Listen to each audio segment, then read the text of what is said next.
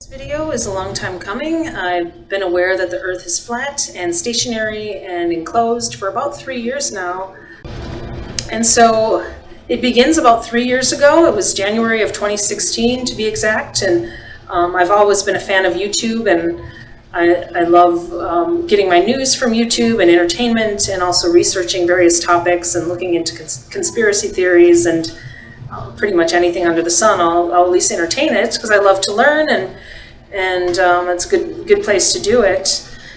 And so at that time, I stumbled upon a video by the rapper and musician B.O.B., who was discussing human cloning.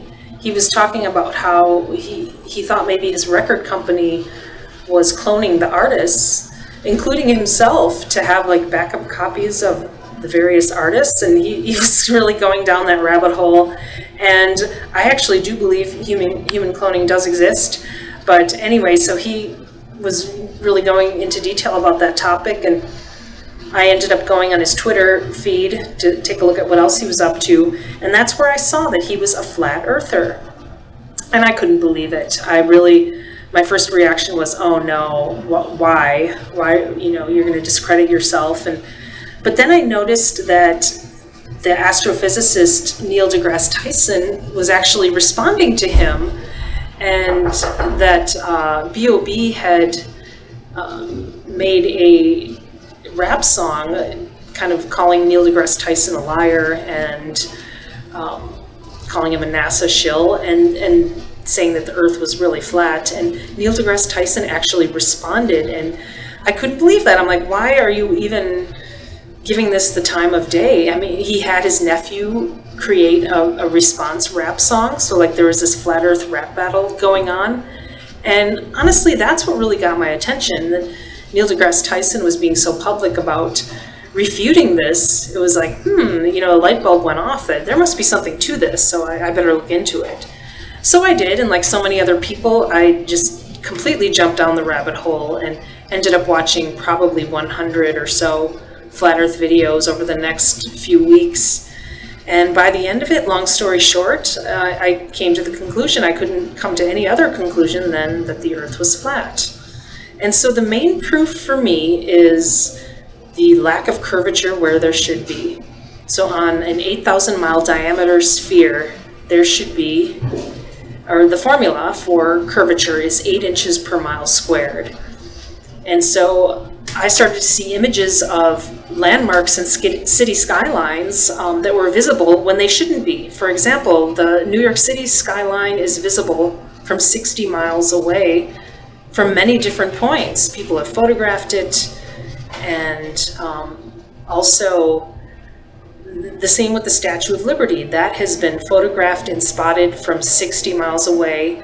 And at 60 miles away, there should be 2,400 feet of curvature. That's almost a half a mile of curvature on a supposed 8,000 mile diameter sphere that is just not there.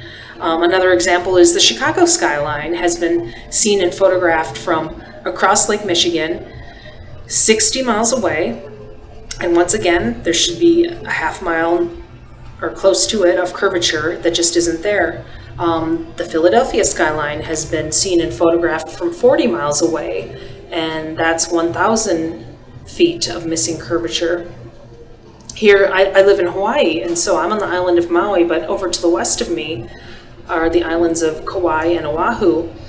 And people have reported being able to see the island of Kauai from Oahu on a clear day. And so for 90 miles, there should be 1 mile of curvature blocking that.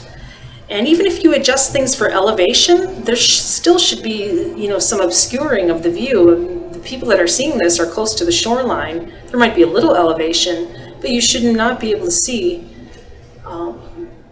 at that distance. There should be curvature if we are on a sphere.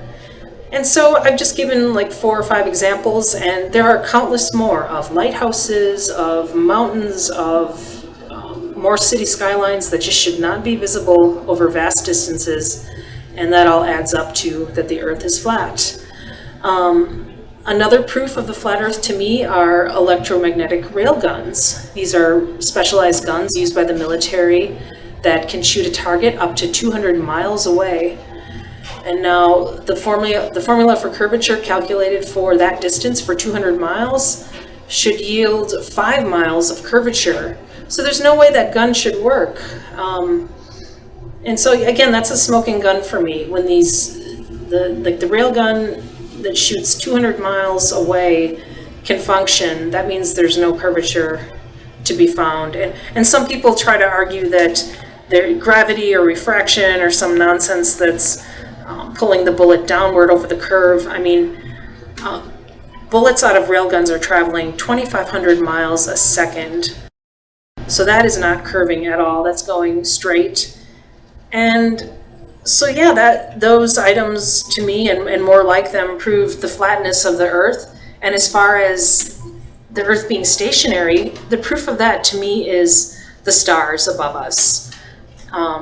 So the space agencies tell us that Earth is rotating at 1,000 miles an hour, that it's revolving around the sun at 66,000 miles an hour, that the entire solar system is spinning around the Milky Way at 500,000 miles an hour, 500,000 miles an hour.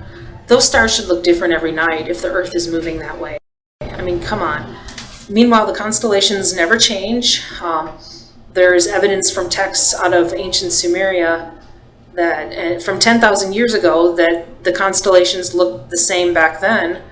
So they're not changing. And to me, that indicates nothing else but the Earth is not moving. Certainly the sky above us is rotating around us, but the action of that is more like a planetarium. The sky is revolving around us. The Earth itself is stationary, and that proves geocentrism. And lastly, the evidence for me of a firmament dome above us is rainbows, because rainbows require a reflective surface, and the shape of a rainbow perfectly mirrors the arc of the firmament dome. You can make a rainbow artificially, but you always need a mirror or a piece of glass in order to do it, and the rainbow takes on the shape of the reflective surface, so it ends up being a straight line. So to me, that substantiates the dome above us. And some people who still believe the globe lie point to NASA as their proof, and the photos and videos that come out of NASA as proof of the globe. And to that, I would respond that NASA themselves actually say that they use Photoshop to create their images. They use a lot of CGI. And if you look at the images of the globe that they've put out over the years, there are serious anomalies and inconsistencies in them. There are digital anomalies in terms of the photoshopping, and also the Earth, the continents are depicted differently. In one image, North America will be a certain size, and then another image over, it's 2/3 smaller, or 1/3 this, 2/3 the size. So you put those images side by side, and you can tell it's a creative endeavor. It's made by an artist. It's not a photograph. That is not proof of a round spherical Earth. Logical question after all of this is, why the lie? Why the big colossal lie hiding the true nature of this world? And I've thought a lot about that, and what I've come to believe that it's about power, money, and control. Unfortunately, there is a cabal in this world who are intent on ruling this world by force, financially and otherwise, and they have infiltrated pretty much every country and institution in this world. They are within our own country, in the fake news propaganda media, in our own FBI and DOJ, and their ultimate goal is control of all countries and ultimately the world. And what better way to exercise control over a population than by concealing where it is we really live? And this group, one of their methods is controlling information, and wouldn't that be the ultimate thing to control? Just what the actual nature of this world really is. And so I think it comes from that. And this deep state in our country was behind the formation of NASA decades ago, which I believe was formed to fake space and thereby substantiate the globe deception. And also, there's a lot of money apparently in faking space. NASA's current budget is $21 billion a year. That's $65 million a day. And so I'm guessing that some of that money, or most of it, is making it into the deep state's pockets in one way or another. And so there's tremendous motivation to deceive regarding the nature of this world if there is a group that wants to control the world. And there's a bunch of fake science and speculative science that goes along with the globe model, including the Big Bang and evolution. And basically, coming out of that is that there's no creator. There is no God. And by extension, that promotes atheism and hides the idea that we have an immortal soul, that, if you think there is no God and it's one and you're done and this lifetime is all there is, it becomes a very fear-based world. It brings out negativity in people, survival fears and competition, and opens us up to just really being ruled by our egos. Whereas when we know the truth, that we are an immortal soul having a human experience, that opens us up to our own power. It's very empowering. And I believe this cabal, that's the last thing they want. They don't want to see us empowered, so they hide the nature of the world to always keep us a little off balance and disoriented. Something is not quite right. We can't put our finger on it. And also we start to doubt who and what we really are, when the truth is we are immortal souls having a human experience. But if we believe we are finite human beings, we are far more prone to egoic reactions and fear-based reactions.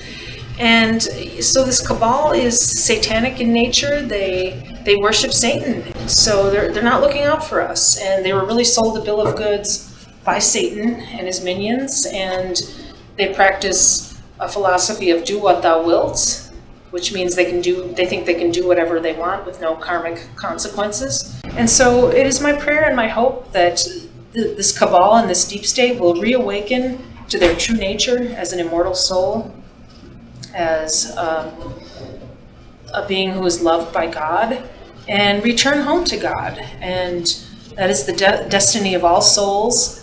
But I think it can happen a lot faster than it would otherwise if we all just focus on that and ask God for help.